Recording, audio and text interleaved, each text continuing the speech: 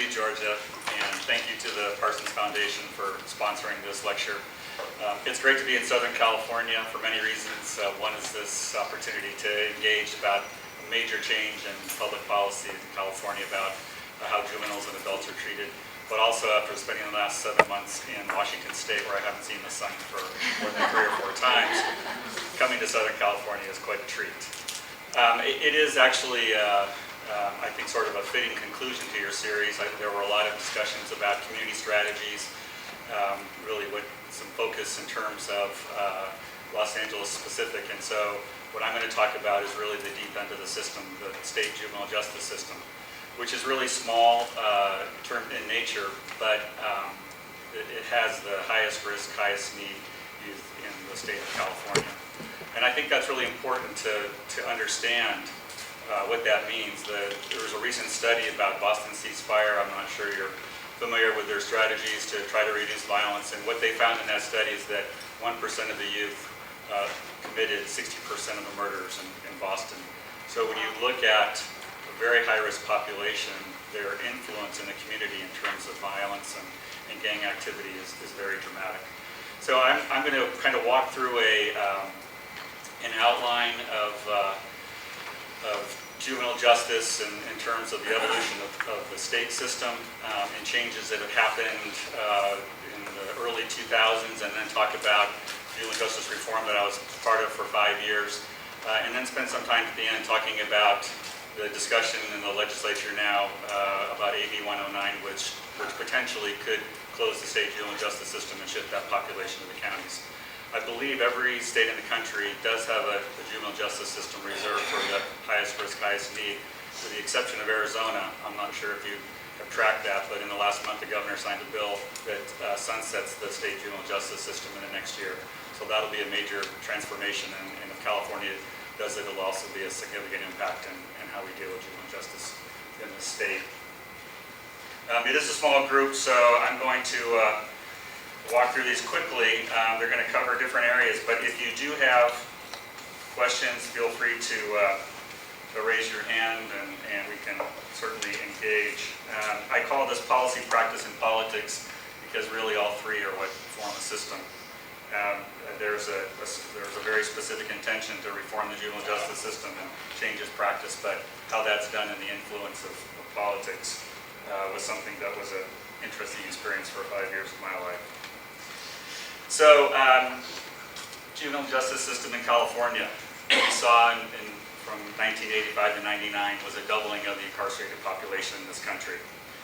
In 1999, a lot of that reaction was really research or perhaps more media attention on the super predators. There were some murders, particularly in Florida, tourists, by teenagers, and generated a whole media flurry in terms of needing to incarcerate youth because of this movement toward super predators. So California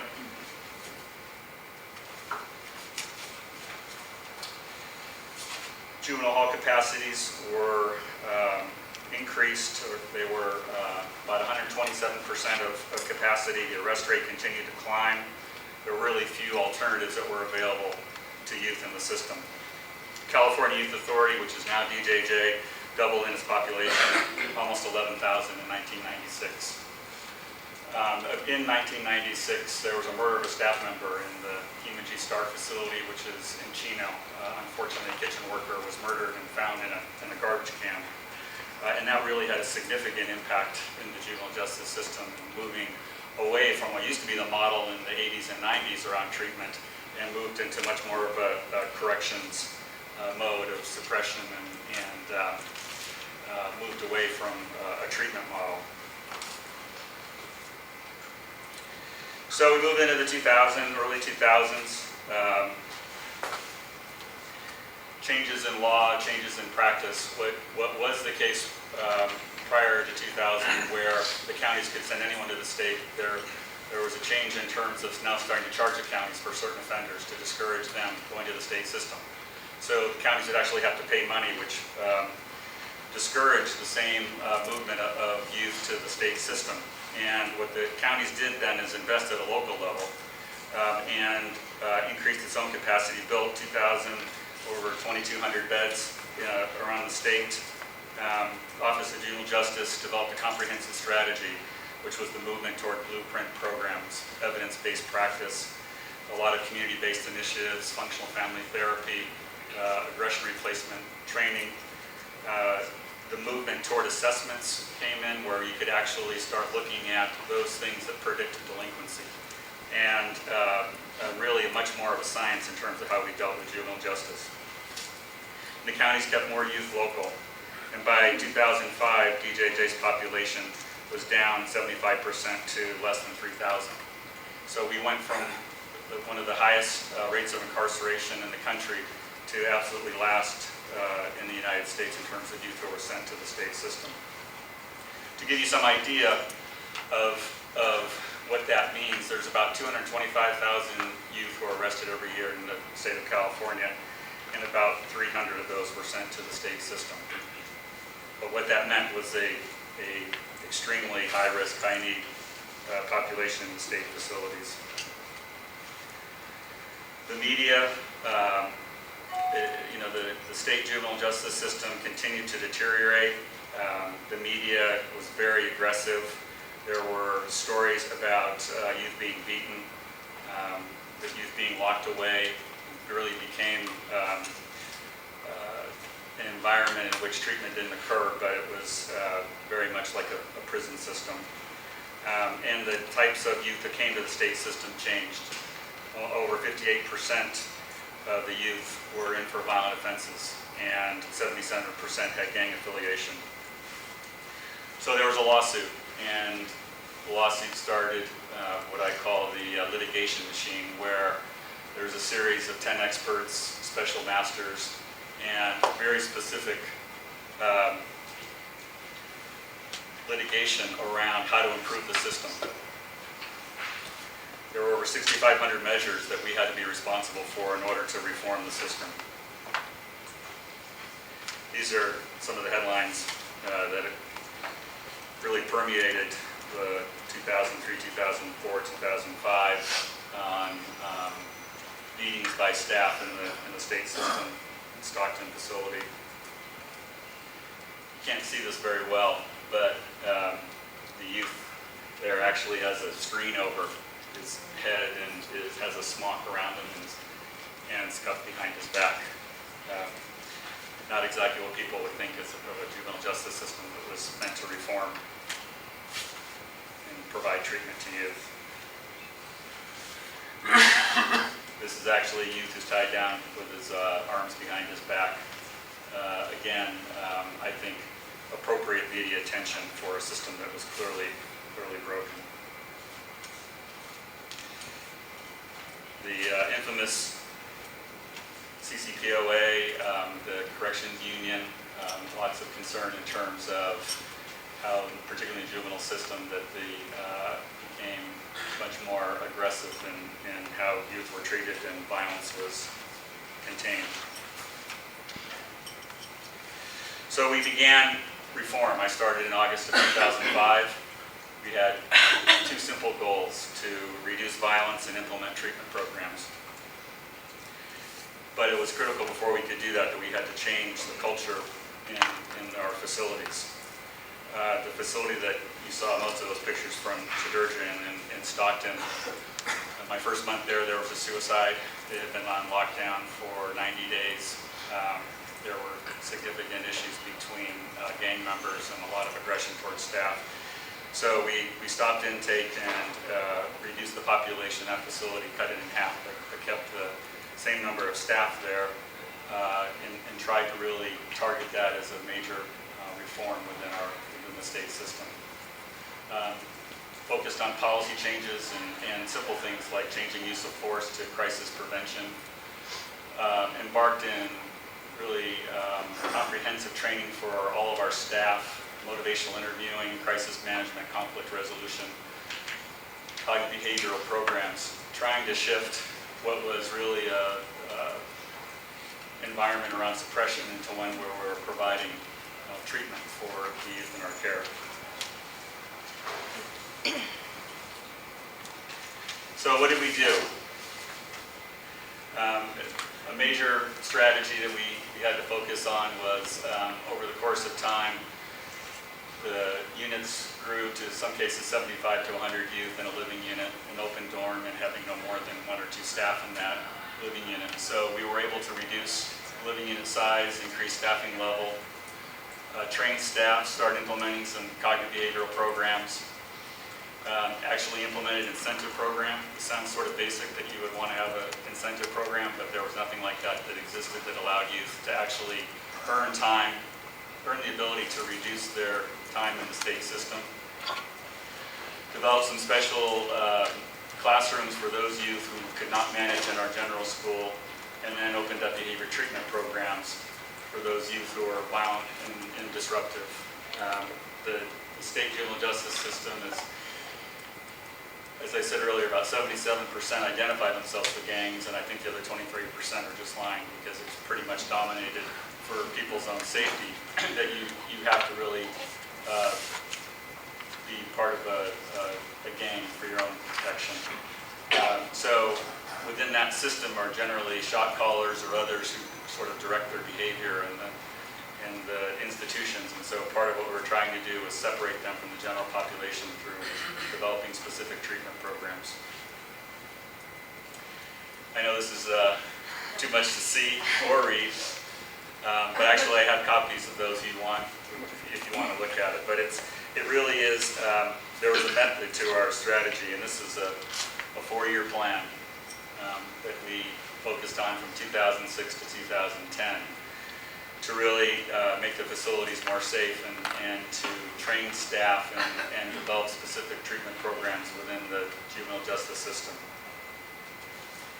I'll just highlight a few. There was a development of an assessment. We really didn't have anything that would target what the treatment needs would be of youth in our care. Focused on sex behavior treatment. The sex behavior treatment for juveniles is something that has changed so dramatically. The thing I have learned in sex behavior treatment is that youth who are generally committed to the state for a sex offense and are labeled as being sexually deviant are less likely to be a pedophile as an adult than someone who comes in as a burglary offense. It's not predictive of their behavior as an adult, but we tend to label them and target certain behaviors which are really more adolescent behaviors than anything that has to do with sexual deviancy. So we've really developed a program to try to focus on what is adolescent behavior, but is inappropriate adolescent behavior, so that it's not progress into adulthood. Again, this is some specifics around the integrated behavior treatment model. It's sort of some fundamentals about targeting the risk and needs of your population, developing case plans, measuring progress, preparing for reentry, all sort of fundamental components of case management, but they didn't really exist in the state system, and I would probably say that they didn't really exist in many of the county systems around the state as well. So how do we do? I guess it depends on who you ask, but violence is below the national average. I think there's sort of a myth that California has the most violent juvenile system in the country. We participate in something called performance-based standards, which allows us to measure the state facilities against 200 other facilities around the country, and actually found there was less violence in the state system than there was as part of the national average. There has not been a lockdown, I think, in complete facility lockdown that I can recall in the last 3 years. The only lockdown that existed was for 5 days because the HVAC system went out and we couldn't conduct our program as we wanted to, so they locked down the facility, but nothing having to do with violence. There's a 300% increase in GEDs, high school diplomas, technical certificates. That really was something that a significant accomplishment for about 5,500 youth. Our litigation that I talked about, 85% substantial compliance in all of our items. And as I talked about earlier, enhanced treatment services for sex offenders and for those that were particularly aggressive. And we then focused on the integrated behavior treatment model. So what went wrong? Reform takes time and money by increasing staff, by medical staff, case managers, mental health staff. The cost doubled from $150,000 a year to $225,000 a year. Yes? What is the number? What is that? $225,000 a year Per youth. Whoa. Yeah. Yeah. And it's a lot. I think everyone has that reaction, but it really, California is not the outlier. There's about 13 other states in the country that's over $200,000 a year. And that's really more of a function of the significant issues that kids have who go to the state system. Mental health, our needs are incredible. So having psychiatrists and mental health staff drives up the cost significantly.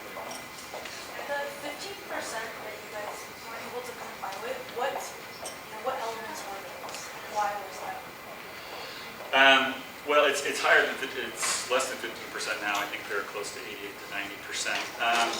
There are things that really take time to implement. I really can't tell you. Most of the major things have been done, but probably the integrated behavior treatment model. We've been testing it in certain living units, but it's not done statewide. So what happens is they go into every facility. It's not just an audit at headquarters, and they monitor almost 800 items in every facility. So if one facility doesn't have the same education program, treatment program, then they'll be lowered in the overall rate. Yes? What's the percentage of the youth who come back into the system within 5 years? I can't tell you 5 years. The recidivism rate is looked at for 3 years, and recidivism is a real misleading term. I think everyone uses that to say that, again, that's another thing that you look at to see if your system's broken. What California measures, although I think there was a law last session that changed it, is if you were arrested in a period of 3 years when you left a facility. And the problem with that definition, I'm sure as you know, is that arrest does not mean you've actually committed a crime. Arrest is more around police practices and perhaps where you live and the color of your skin than it has to do with in terms of delinquent behavior. So I don't think it's a good measure. We changed we made a recommendation, I think the legislature endorsed it, to say that you would actually have to be recommitted to the state in terms before you would define that as recidivism. I think that percentage is about 35 to 40%. So when you say you could not get support from external stakeholders, is that before they went in or after they left? Well, there's sort of two parts to that question. What I'm talking about here are people who believe we'd actually made a change in the system. That there was a perception that, and I'll show a couple more slides, basically from the media, that there were no changes in the state system. There was no reform. Things were just as bad in 2009 as they were 10 years ago. So changing people's perceptions of the system is really difficult to do. So, yes? Are there any longitudinal studies or evidence that suggest a greater investment in or more effective juvenile justice system results in a decrease of crime rates among adults or a decrease in recidivism? And I know that's an extremely broad mark to prove, but ultimately that's the idea, right? That when we find people who are younger and more pivotal, we don't end up affecting corrections at a higher level. Right. It's a good question, but there are so many protections about juveniles in terms of tracking them once they reach adulthood, and the longitudinal study is really hard to do. But I think it would be just sort of common sense that if you are reducing risk factors of a 17 or 18 or 19-year-old, that their likelihood of committing crimes as an adult is going to decrease. Oh, that's fine. Wait, sorry, Mitch, look up the models for change study for Hartford Foundation. They did a So what models will change will say is, and I have a slide that talks about that a little bit, is one of their predominant studies is around developmental changes in young adults. What used to be people, the juvenile system was generally defined 18 and under. Some of that was around emancipation, but it was also around brain development. And now they're showing that the age is really 25. So one of the unique things about the state juvenile justice system in California is that you can stay until the age of 25, not that they want to stay, but you can receive treatment and services still while you're going through a significant developmental period, and hopefully change the antisocial behaviors. Treatment and services not offered at all in the adult system.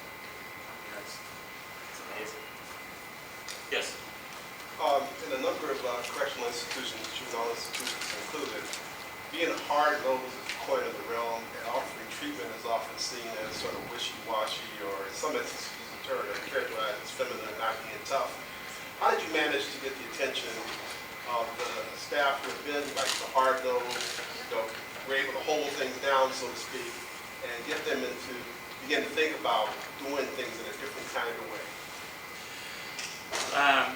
What was interesting is that everyone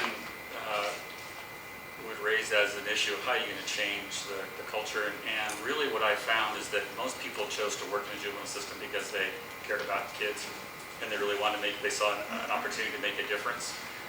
What happens when you're in a really hostile, negative environment is that sort of feeds off each other, and then you become defensive and protective, and people shut down. But once we started providing training, we provided motivational interviewing. I'm not sure if you've studied that at all, but really it's about engagement and about communication. And what it did is, to some extent provided skills for staff and how they communicate, but it gave them permission to start talking to kids again. And our whole model is around direct supervision. That if you get to know a person as an individual and why they're in there, as opposed to someone you're worried about, taking a swing at you, then it's a much better environment for staff, it's a much better environment for youth. And really, I think we found staff who were motivated to really change that suppressive environment. Is there any capacity to monitor these wards once they've been released, or do they basically go back out on the street? There is parole. There's a juvenile parole board. One of the things we'll talk about is that there was a change in law last year. So starting in January of this year, when juveniles leave the state system, they used to be under the jurisdiction of the state parole agent and under the state board, and now they'll be under the jurisdiction of the local court. So the good news is that, I think anytime you can keep the focus local, that's good. Many of the judges know those youth, and many of the local probation staff know their family.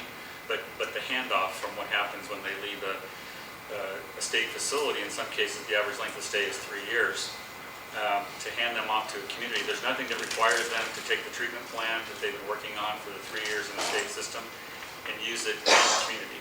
Now, hopefully you create a model, hopefully Los Angeles creates a model in which that handoff occurs, but you've really wasted a lot of time investing in a youth and treatment program, and handing that off without any sort of continuous case plan is not a good idea. They just started training probation officers in camp on the integrated treatment model, but the description that I read was not comprehensive like you just showed. It had nothing to do.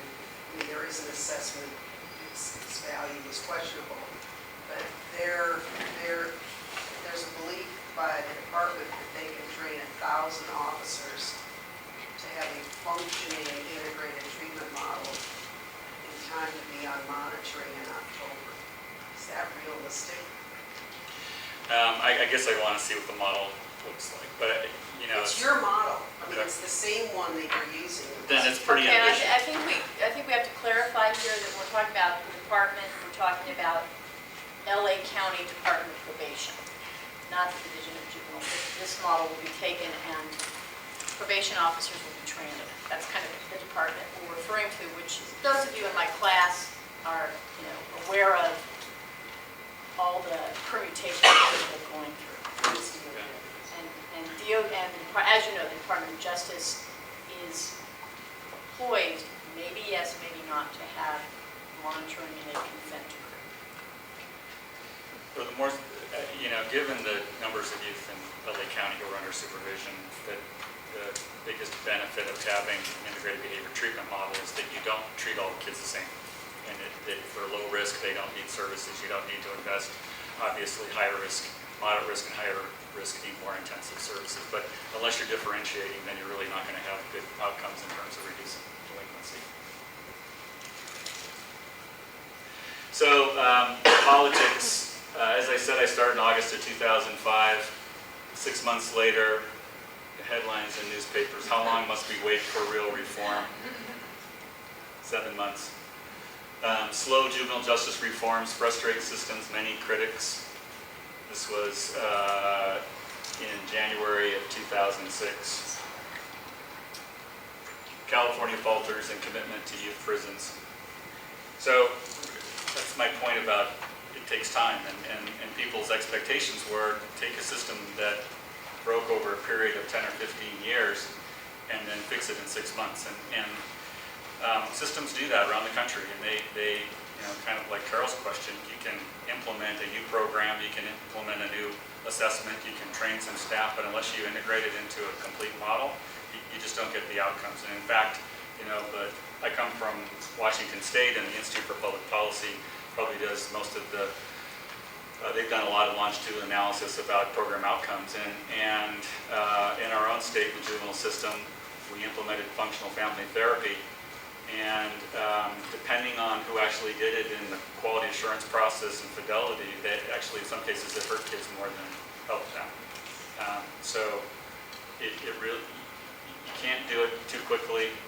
You've got to look at it comprehensively, and there really wasn't much of a tolerance. And part of that is because we were in a lawsuit, and you have folks who really push hard that want to go to court and sue as opposed to really kind of understand and address the problems. So continued pressure for major state reform. There was a series of reports that came out. Little Hoover Commission made a recommendation for realignment. That was sort of the start of discussion about, in terms of policy, of shifting some state functions to the counties. We were pulled into the federal litigation in Alameda County for special hearings about why reform was taking so long. And then in 2008, Senate Bill 81 passed the legislature, and it shifted 40% of our population to the counties based on your offense. Now, it's not, and along with that was $118,000 per youth. That was the pre-reform money. $93 million statewide, a substantial amount of funds. Not really clear in terms of accountability. I know Ms. Biondi here has some involvement in that in terms of what they expected for the outcomes. And while it targeted nonviolent youth, I think that doesn't really help define their risk to the community. It's really more of an offense-based system, and doesn't take into consideration their risk for future crimes. We closed 50% of living units in the state system, and again, continued pressure to reduce our cost. The next step after that was, as I talked about earlier, the parole shift to the counties. And I asked the question about why this shift was occurring, and the answer was because the counties can do it better. And I asked the question, what does that mean, and how do you define those outcomes? And didn't really get much of a conclusive answer.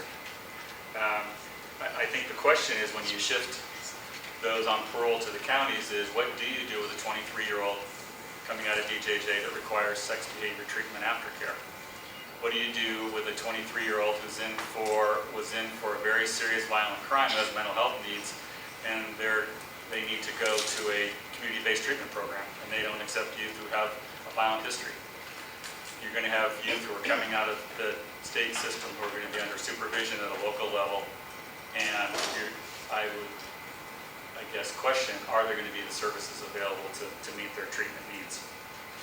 There is money that was shifted as well, $15,000 per youth, and that is a significant amount of money, and if that money is invested right, you develop treatment services, then you can have an impact. I would also be concerned about it. Again, it's a small number of youth, but if you've studied the contagion effect at all, that one high-risk youth in a treatment group with 10 or 15 lower moderate risk, the lower moderate risk will revert to high risk as opposed to the high-risk person being less of a risk.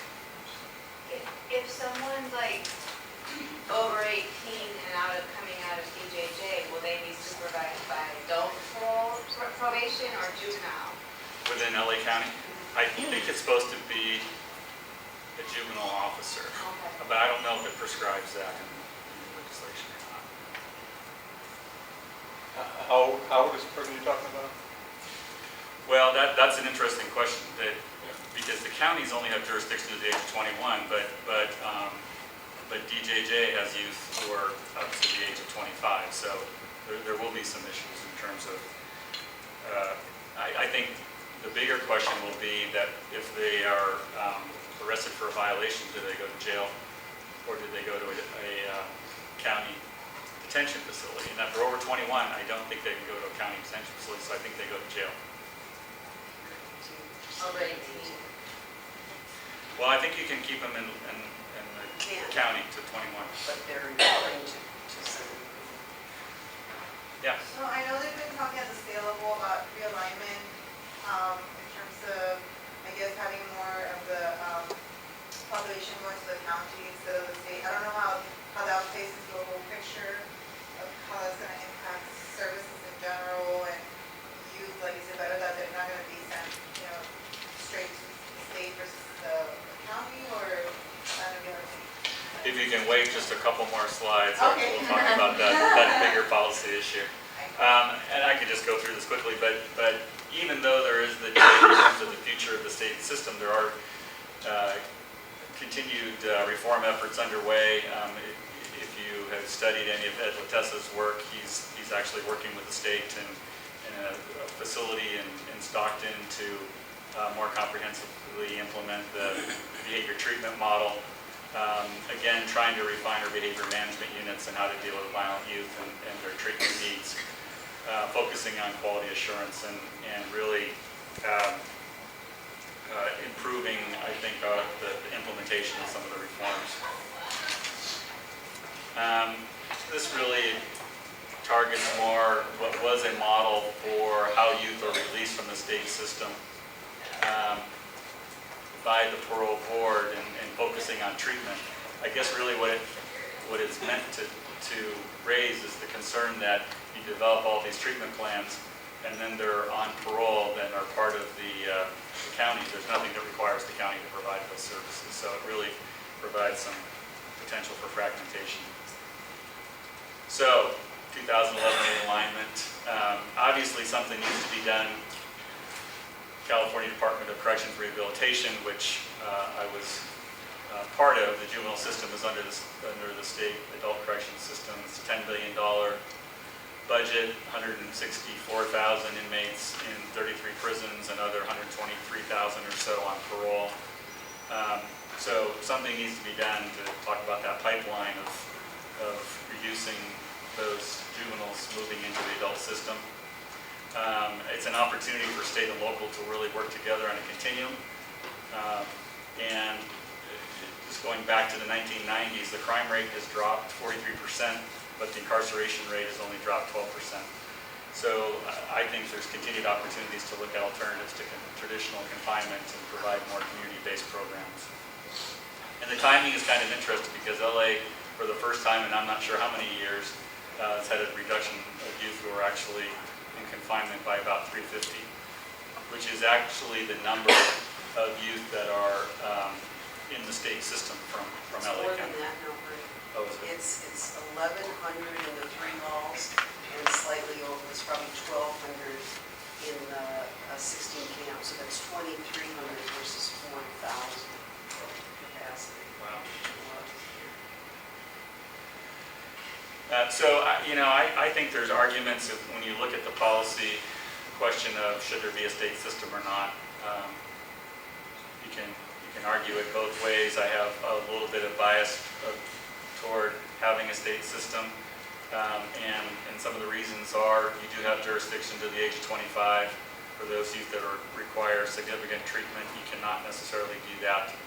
It takes, in some cases, years for them to receive treatment, in some cases mature. If you look at direct files, it's the chilling effect that people would argue that if you don't have a state system and you can only place youth in the local system to the age of 21, that they'll file into the adult system. In 2003, there were about 225 youth who went through the direct file process. In 2009, it's almost 800. So we're pushing more youth into the adult correction system. Length of stay, people think that 3 years is a long time, but if you look at the crimes of those who are committed to state system, rape, murder, robbery, assault, in some cases having multiple lockups at a local level, having 2 or 3 years of I think treatment time in some cases is appropriate.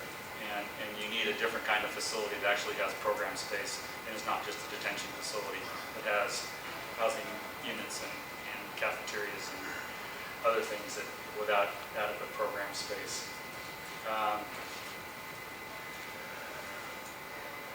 It would be a problem again of having local community-based programs deal with serious violent youth, mixing with nonviolent, low-risk youth who might be in the same program.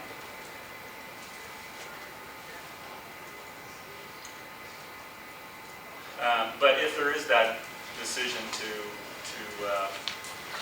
realign and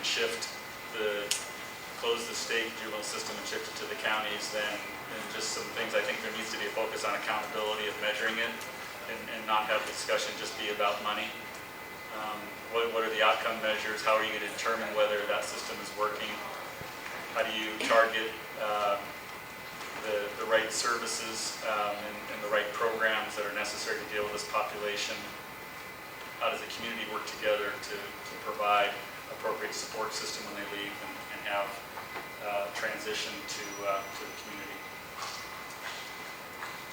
So you asked earlier, though, I'm sorry, what's your question again in terms of the realignment?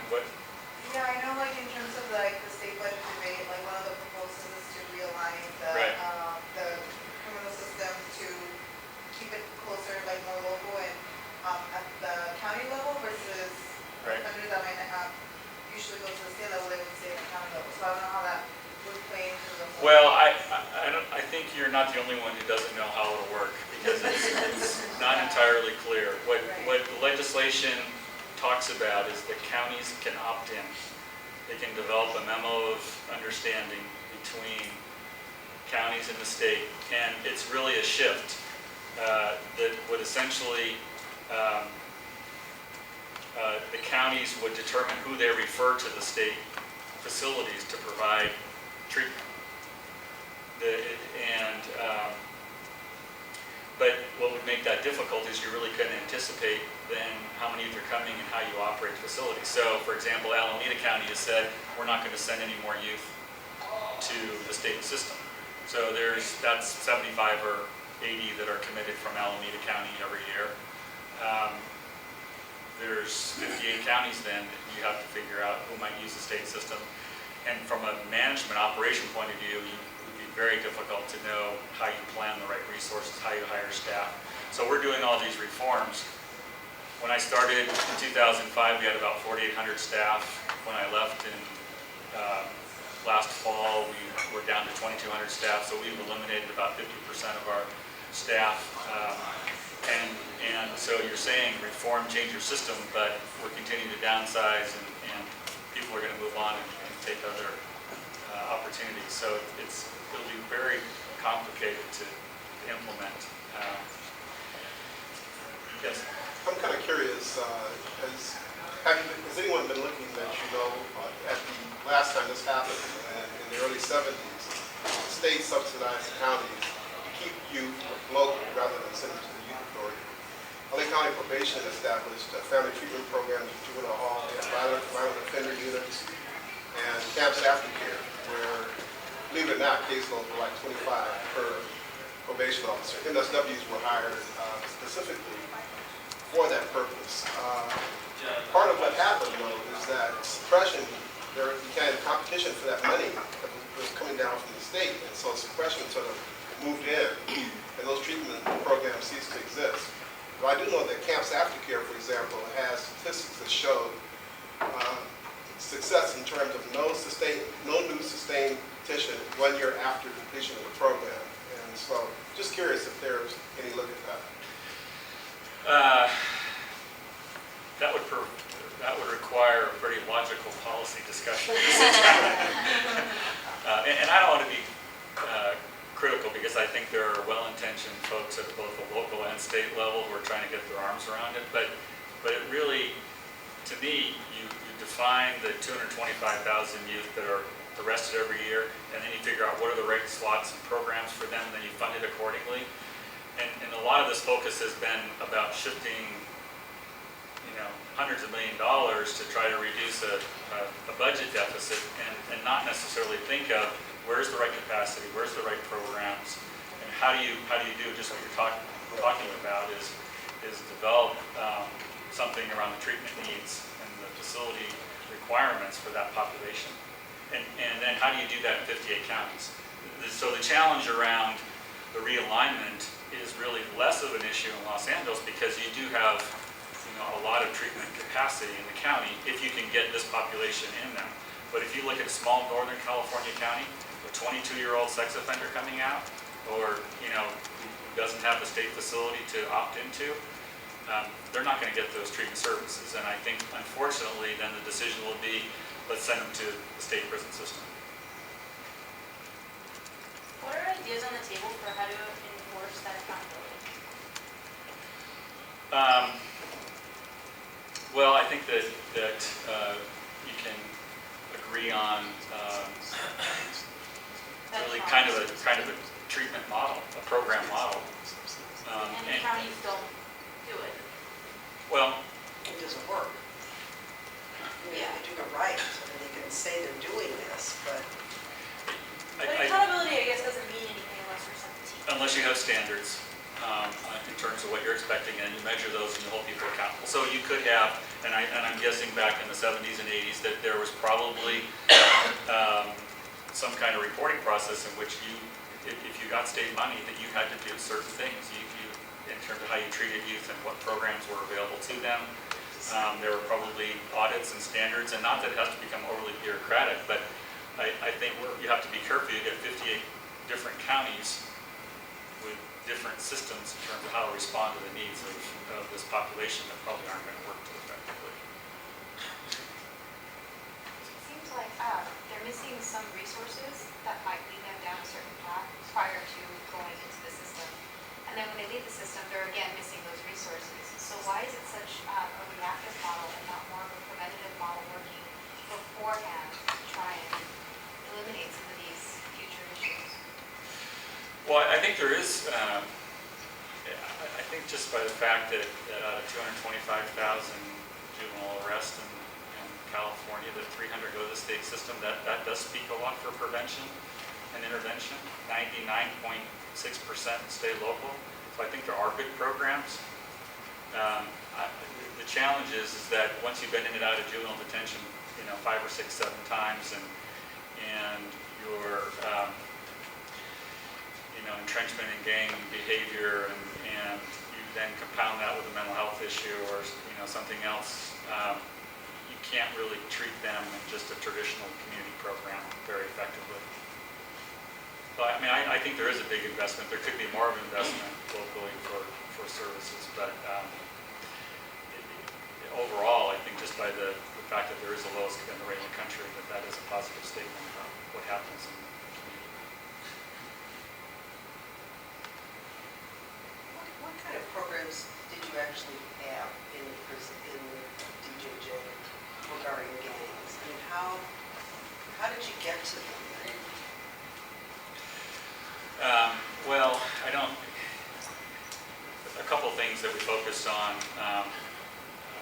We hired staff whose purpose was to focus on intervention and anticipate gang issues and do a lot of one-on-one work. What do you mean by intervention?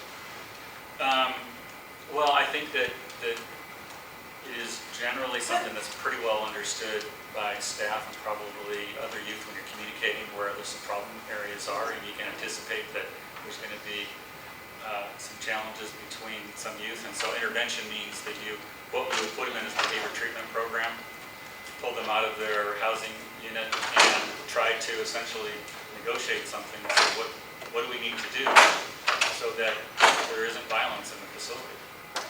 And they actually had a very good success with reaching out and trying to look at it more of a preventative intervention. And that came out of their training on motivational interviewing or? A large part of it, but it was around conflict resolution. I think that what did Greg Boyle say, that they need something to look forward to, something to inspire them. And so, a good gang intervention is for if you can get somebody to believe in school and get their GED, and we focused a lot on engaging families. We worked with an organization called Family Justice Institute. What we found is that we surveyed families coming in, and 80% of the families had no idea about how their kids were doing in treatment.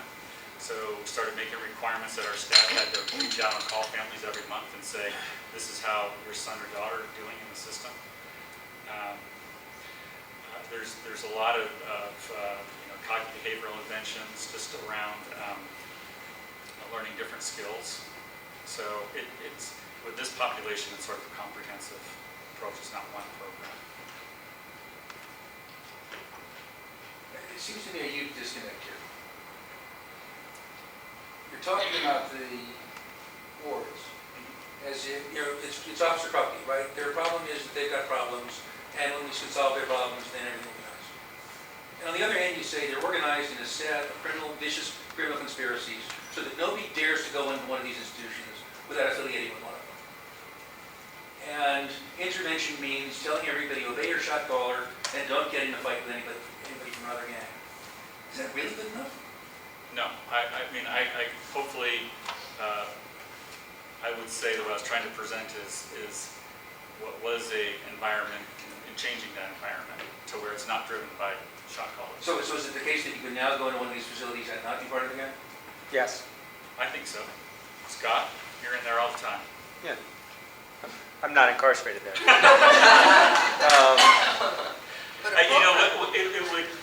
If you look at, again, the media and the pictures and see a very impressive environment, if you went to Norwalk and you went there for their, what's the breakfast they have? Peace and Unity? Peace and Unity breakfast, you'll see a facility, I don't even know what the population is now, it's somewhere around 300, but you'll see 175 to 200 of the kids out having breakfast with foster grandparents who are there volunteering. And so this whole perception that it's not safe to walk around in, but the issue with gangs is it's not that gangs are controlling the institution, but gangs are still, unless you can replace it with something else, still something that people are going to choose to align with. And so you need to find something to replace that, and that's what we try to build in. But are there still gangs in the facilities? Yes. Do they control them? I don't think so. Yep, Scott, tell us about the program that you have. Yes, Scott? What are we doing? The college program that you have set up. Bernie actually helped me set it up a little while back. I started working with youth in juvenile halls in Los Angeles, but I only worked with youth that were going either to his system, which is the juvenile state system, or to the adult prison system. My guys had all committed violent crimes. They weren't going to camp, they weren't going to placement, they weren't going anywhere pretty. They were either going into the state juvenile system or adult prison. And after a while, I had kids who were doing incredibly well in juvenile hall. They had gotten GEDs, high school diplomas, they were working on college, really had committed to changing their lives.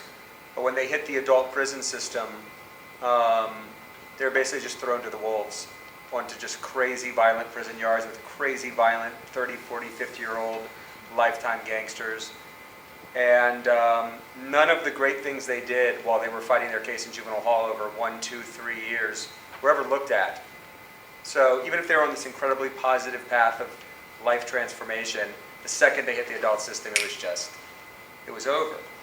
So I went to Bernie, and Bernie asked me to come up to Sacramento and meet with his counterpart on the adult side, a guy named Scott Kernan.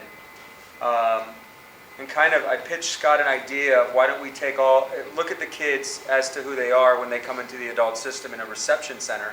That's what they call prison when you come in a reception center. It sounds really pretty. It's a really nasty there place. waiting. It's a really nasty place. You come into a reception center, and rather than just a counselor like saying, you're going here because you have this many points, and sending them to a level 4 maximum security prison in Pelican Bay, almost in Oregon, they now look at the kid. What I pitched was you look at the kid and look at all the positive things they did, look at all the negative things they did, and use that to make your assessment as to where to send them, which they had never done before because the state system never had any communication with the county system. So they never knew. They never knew what these kids had done because they never had any proof. They never communicated. So me and Scott Kernan went down and we met with the chief of probation and set up a system where the information would travel with the kids. So now, for the last 3 years, every single kid that leaves either the LA County Juvenile Hall or leaves Bernie's system DJJ to go into the adult prison system, everything they've done for the last X many of years travels with them. And we started an incredible college program at Norco Prison, which is about 45 minutes away, an incredible college program at Ironwood Prison. One's a level 2 prison, others a level 3 prison. The levels are based on how much time you have and commitment offense and that. But now I can get most of these kids into these college programs or high school programs or vocational programs.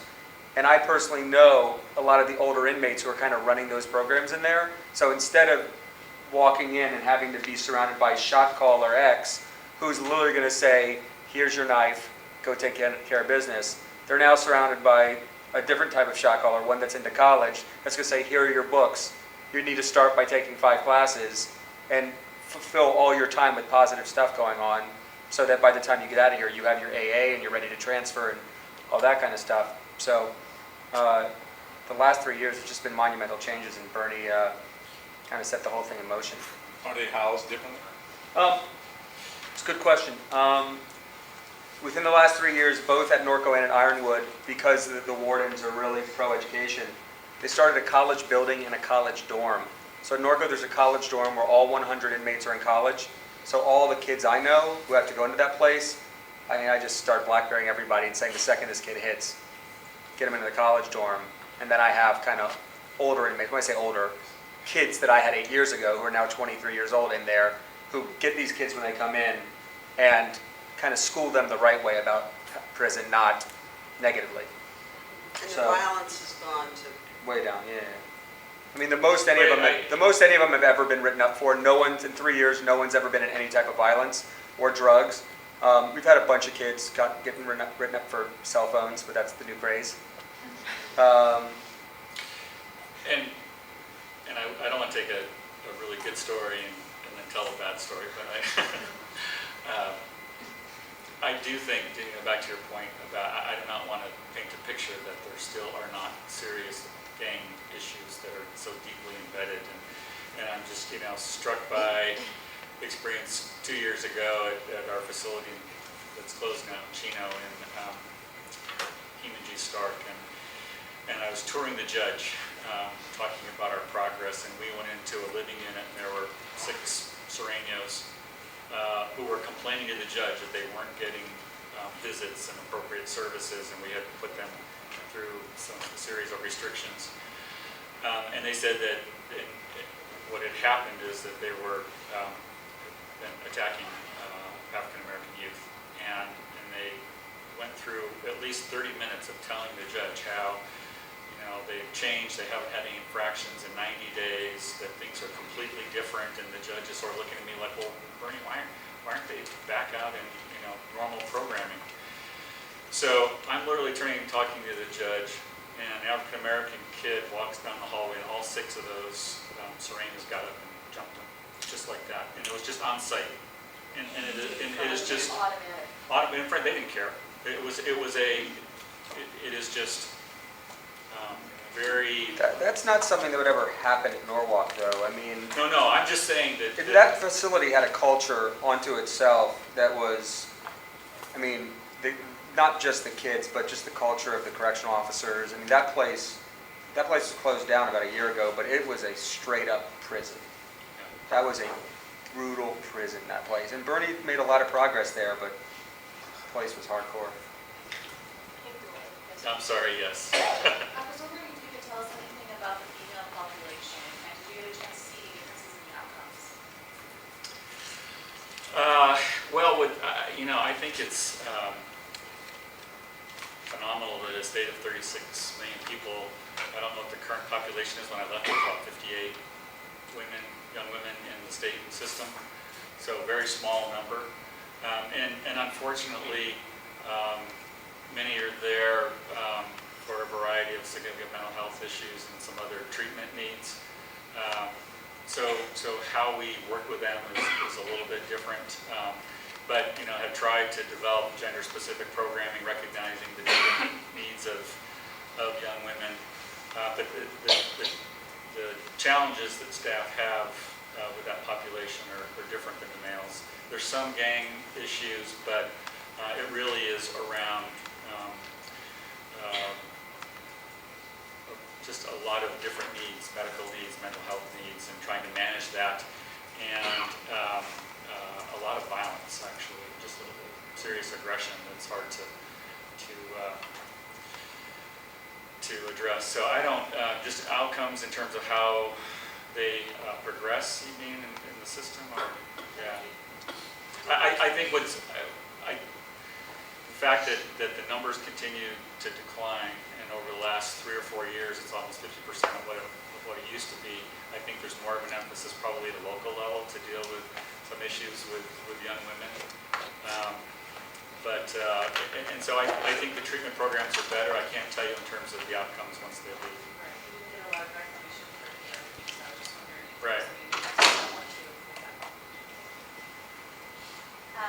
One of the issues that I've written a lot about and I'm just very interested in is the role of the probation officer having to also be the therapist, the motivational interviewer. And when I observed a facility for a couple of years where the probation officer played both of those roles, a couple of things that I found that were interesting from a qualitative perspective were that the youth didn't really know when to code switch between, okay, this is my therapist versus this is the person who can put me in the timeout room, who can extend my stay. And then also, because the youth feel like forced around treatment, they start to just adopt and parrot like a therapeutic discourse, even if they don't really believe it. So I'm wondering if you saw any of those things as well, but I'm also wondering, two parts, that's what I've seen. I don't know if that's happened here, but also, how do you train an officer to play both roles, essentially, to be the social worker and the law enforcement officer? We really tried to differentiate it. Actually, we don't have probation officers who are in the state system in our facilities. We hired case managers. Okay. And so the case manager was simply somebody who was a broker of services, made sure that Johnny was going to sex behavior treatment or was following his mental health programming. And then we had youth class counselors who were all degreed and had some custody functions, but then we had pure correctional officers who They just weren't did the same. custody functions. So we tried to teach them all fundamental skills around communication, engagement, but not to have everyone wear all the different hats, because I think that presents some real challenges in terms of developing trust and All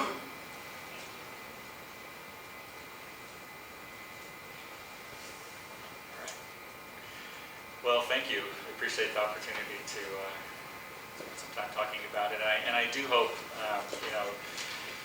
the AB 109 is supposed to go into effect in July. There's issues in terms of whether or not it gets funded, but the discussion around how the state population, even what happens at a county level, the timing is really important now. So I'm hoping there is an opportunity for folks to get engaged in it. I'm sorry, I might have missed it, but can you say a little bit more about what AB 109 is? That's the realignment bill, and it's Okay. legislation, and there's two components in it. One is around DJJ, and the other is around adult, of shifting, I think it's 40% of the, what they're trying to do is there's this churning effect of violators that go in and out of the adult prison system, and they stay 6 to 9 months, and they're shifting those to the counties to manage, which is another big issue as well. There were 43,000 inmates, adult inmates last year who were put back in prison for less than 3 months. 43,000 people for less than 3 months. So, what about in terms of, I know there's other bills that are coming to the table or that are already on the table to decrease, for example, small drug-related charges or non-violent charges to misdemeanor instead of felonies. I don't know if you know anything about that. We're closing up our legislative session in Washington State, so I've been trying to figure out what they're doing there, and Okay. there's some things I still track in California, particularly around juvenile justice, but I can't tell you what all the current legislation is. Oh, okay. Sorry. It's okay. What's it like going from California to the state of Washington? And of course, you're going from youth to adults, but what's it like sort of crossing borders anyways? Well, California is unique in so many ways.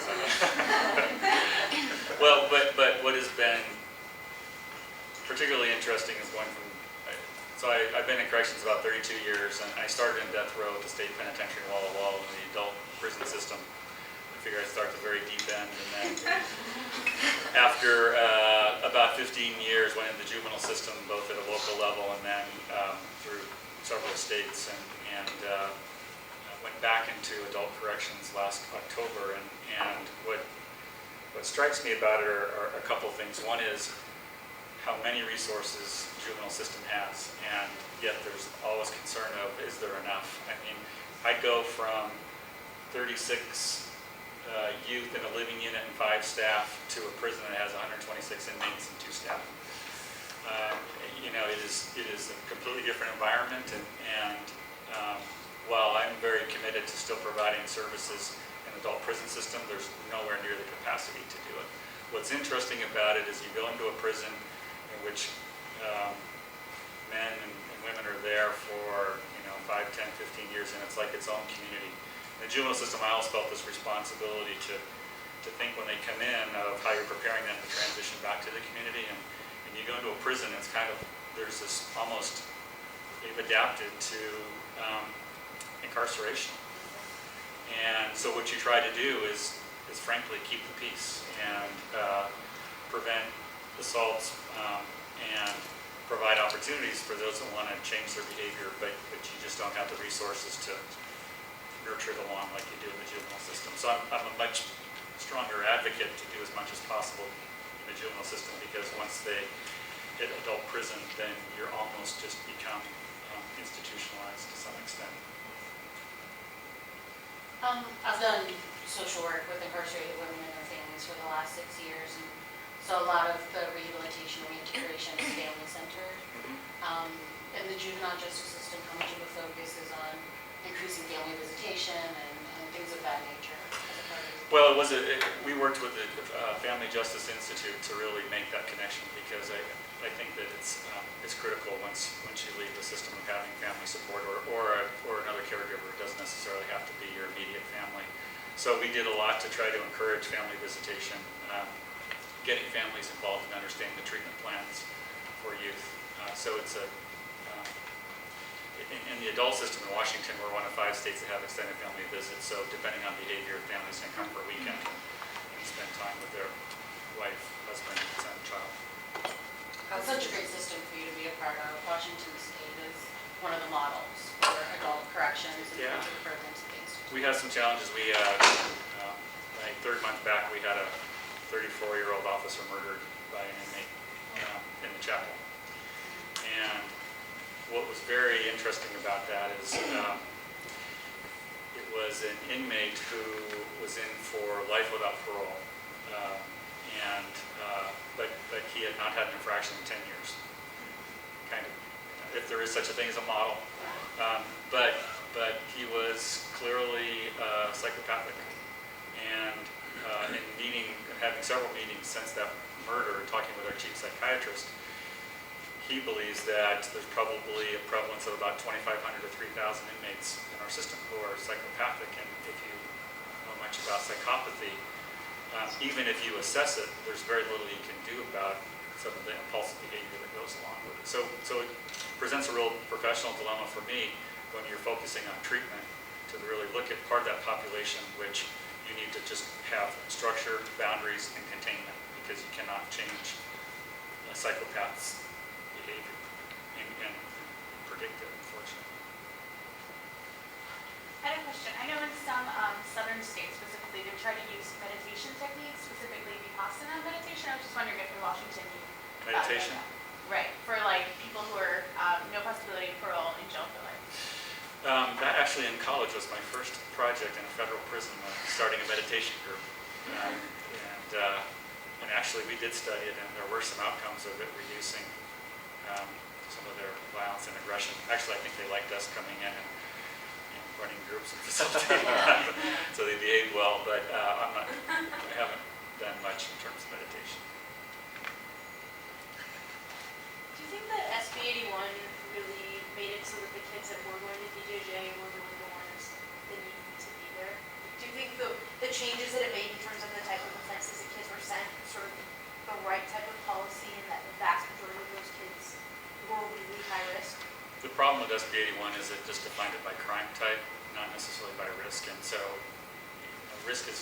crime type is not predictive of future delinquency or treatment needs, and so I would rather have a system that sorts it by risk to reoffend than I would based on specific crimes, and I think that's the flaw. Was there conversation around that? No, I mean, I think there just wasn't the willingness to look at serious violent youth staying at a local level, even if they're low risk. I mean, that's the challenge. People don't want to, they tend to look at things based on offense rather than by risk to reoffend. Is the risk to reoffend a standardized assessment, or is that a judgment call based on some facts? It should be. I mean, there's 10 or 12 indicators in any risk assessment that are predictive, and so it really depends on. There's different tools, but they all should focus on the same thing. They have to be validated to be predictive. What are the 12? Oh boy, it's a test. Or just roughly. There's a family domain. There's a mental health, substance abuse, antisocial behavior, school. Those are dynamic, so they're static and dynamic. The static are age of first offense.